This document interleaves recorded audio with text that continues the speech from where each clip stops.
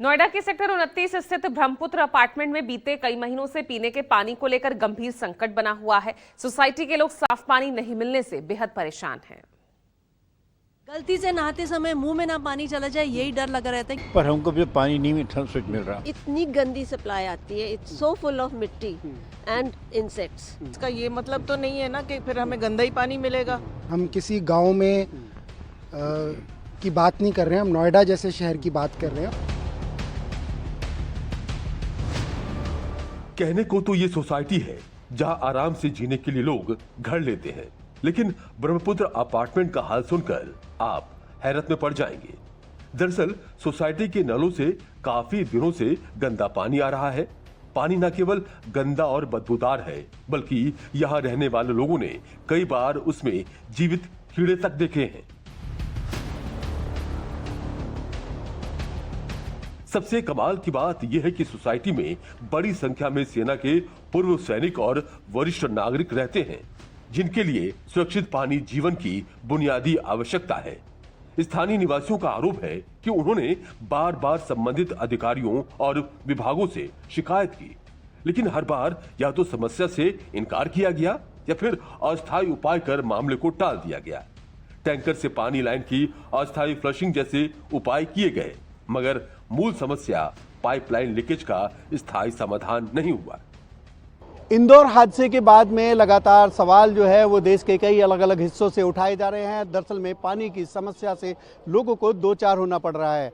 आज मैं इस समय में मौजूद हूँ नोएडा, यानी कि उत्तर प्रदेश के सबसे अच्छे शहर नोएडा, जो कि उत्तर प्रदेश की शो विंडो भी कहा जाता है और भारत के लिए एक बहुत रेवेन्यू जो है वो यहाँ से देता है। और रेवेन्यू के अलावा मैं डिफेंस सेक्टर में हूँ, जहाँ पर देश के लिए इन लोगों ने अपनी जान तक की बाजी लगा दी और देश की रक्षा की है। लेकिन आज इनका दर्द इस बात को लेकर के है कि इनको पीने का जो पानी है वो शुद्ध नहीं मिल रहा है। पानी के अंदर जो है कीड़े दिखाई दे रहे हैं और गंदगी मिल रही है। हमारे साथ में रेजिडेंट हैं यहाँ पर सेक्टर 29 ब्रह्मपुत्र अपार्टमेंट के। मैम, आपका पानी खराब आ रहा है, आप क्या आपको मिल रहा है पानी के?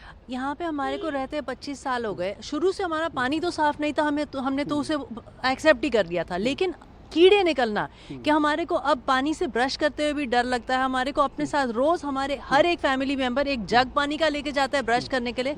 गलती से नहाते समय मुंह में ना पानी चला जाए, यही डर लगा रहता है। क्योंकि अगर इतनी भयंकर बीमारियां पानी में है, सीवेज का पानी आ रहा है, तो हम कैसे जी सकते हैं? हम सोचते हैं कि हम फर्स्ट वर्ल्ड कंट्री हैं, लेकिन अगर स्वच्छ जल स्वच्छ हवा ही ना मिले तो किस तरीके के हम फर्स्ट वर्ल्ड कंट्री हैं? पता नहीं हमारे प्रधानमंत्री, हमारे सीएम हमारी सुनते ही क्यों नहीं है। बिल्कुल। अभी सर पानी ये रिसेंटली पानी में कीड़े, गंदगी और ये सीवर युक्त पानी अभी से मिलना शुरू हुआ है? ये तो पिछले 3 हफ्ते ज़्यादा हो गया है, पहले नहीं था, अब बढ़ गया है। और उसके बाद कोशिश की, हम जाके मिल भी हैं, जल विभाग को मिल के भी आए हैं। मिस्टर खान यहाँ के जो हैं इंचार्ज, उनको मिल के आए थे। उन्होंने भी एश्योरेंस दिया था अब ठीक हो जाएगा, अब काम ठीक हो जाएगा। हमने बताया भी था कि सीवर पानी और जो नॉर्मल पानी आता हमारा वो आपस में नज़दीक न होने, मिले ना मिले ना। तो जो है पानी कैसा आ रहा है और कब से फेस कर रहे हैं और क्या आपने शिकायत? अनड्रिंकेबल वाटर आ रहा है। ऑब्वियसली आरओ के बाद ठीक हो जाता है, बट जो सप्लाई आती है, इनसे पूछो, इतनी गंदी सप्लाई आती है, it's so full of mitti and insects. मैं आपको कई वीडियोस भी पास ऑन करूंगी which we have made of live insects swimming in the water. आपको दिक्कत हो रही है स्किन वगैरह में या कुछ पानी? स्किन में भी प्रॉब्लम होती है, और मेन चीज़ तो ये है कि जब हम लोग जल विभाग के पास गए, उन्होंने कहा एक तो प्रॉब्लम ये है कि आप एंड ऑफ द लाइन हो। एंड ऑफ द लाइन का क्या मायने कि हम लास्ट सोसाइटी हैं, यहाँ तक पानी आ रहा है, तो इसका ये मतलब तो नहीं है ना कि फिर हमें गंदा ही पानी मिलेगा। तो इसका जवाब उनके पास है नहीं कि ये इन्हें पता चले। मैं इस माध्यम से ये बताना चाहता हूँ कि जब हम यहाँ के लोकल अधिकारियों से मिले हैं, उनके पास जैसे इलेक्ट्रिकल डिपार्टमेंट के पास शॉर्टिंग अंडरग्राउंड देखने के लिए इंस्ट्रूमेंट होते हैं and they localise the fault and they work on it, इस जगह पे जल विभाग के पास ऐसा कोई साधन नहीं है जो इस प्रॉब्लम को लोकलाइज कर सकें और उसको निब कर सकें। बिल्कुल, पानी सबकी बेसिक समस्या है और इससे लेकर के असर पानी से बहुत सारे घर के काम होते हैं। बिल्कुल, आप ठीक कह रहे हैं। और स्वच्छ जल तो एक फंडामेंटल राइट है। हम किसी गांव में की बात नहीं कर रहे हैं, हम नोएडा जैसे शहर की बात कर रहे हैं। और वहाँ पे अगर ऐसी समस्या आ रही है तो ये बहुत ज़्यादा लोगों को प्रॉब्लम्स कॉज कर रही है। सब अपना आरओ में पानी भर के स्टोर करके रखते हैं, और जो लॉन्ग टर्म एक सस्टेनेबल और फिजिबल सोल्यूशन नहीं है। इसमें एडमिनिस्ट्रेशन को एक सीनियर ऑफिशियल अपॉइंट करना चाहिए, जो इसको एक डेडिकेटेड मैनर में, फोकस्ड मैनर में देख के समस्या का समाधान करने में मदद करें। क्योंकि जो लोकल जल विभाग अपनी तरफ से जो भी जितने भी उन्हें प्रयत्न किए हैं वो नाकामयाब रहे हैं। तो अब नेक्स्ट स्टेप क्या है, इस पे जांच होनी चाहिए और इस पे सीनियर लेवल पे अकाउंटेबिलिटी होनी चाहिए। अधिकारियों से निराश होकर निवासियों ने मजबूरन निजी स्तर पर पानी की जांच कराई। रिपोर्ट के मुताबिक सोसाइटी से लिए गए पानी के नमूनों में कोलिफॉर्म बैक्टीरिया की मौजूदगी पाई गई। ये स्थिति भारतीय मानक ब्यूरो के पेयजल मानकों का सीधा उल्लंघन है।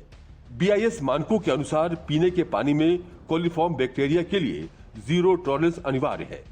रिपोर्ट के मुताबिक कोलिफॉर्म बैक्टीरिया की मौजूदगी आमतौर पर मल मूत्र से होने वाले संक्रमण की ओर इशारा करती है, जो अक्सर सीवेज के पानी के सप्लाई लाइन में मिलने से होता है।